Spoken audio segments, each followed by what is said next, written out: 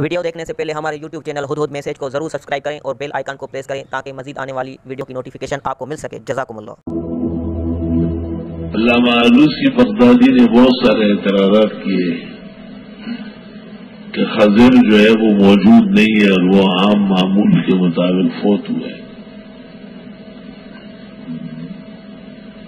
پھر خود یہ بھی لکھا کہ وہ جمہور العلماء علی انہ نبی وجمہور العلماء علی انہ حی،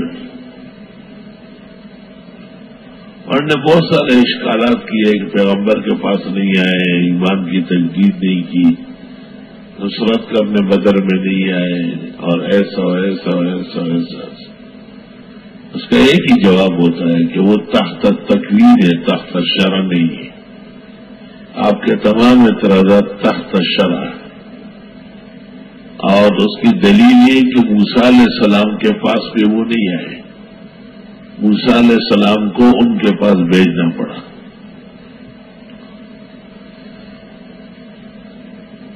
کہتے ہیں کہ بڑی بات یہ ہے کہ شیخ الاسلام ابن تیمیہ نے ان کو مردہ کہا ہے، حالانکہ یہ بالکل صریح غلط ہے۔ شیخ الاسلام کی ایک تحریر فتاوی میں ملی ہے، اور انہوں نے دعویٰ کیا ہے کہ مسند امام شافعی میں خضر کا پیغمبر کے پاس آنا ثابت ہے، اور شیخ الاسلام نے کہا ہے کہ جو لوگ انکار کرتے ہیں وہ کم علم ہے، جو لوگ اقرار کرتے ہیں اور ان کی حیات کے قائل ہیں وہ بڑے علوم والے ہیں۔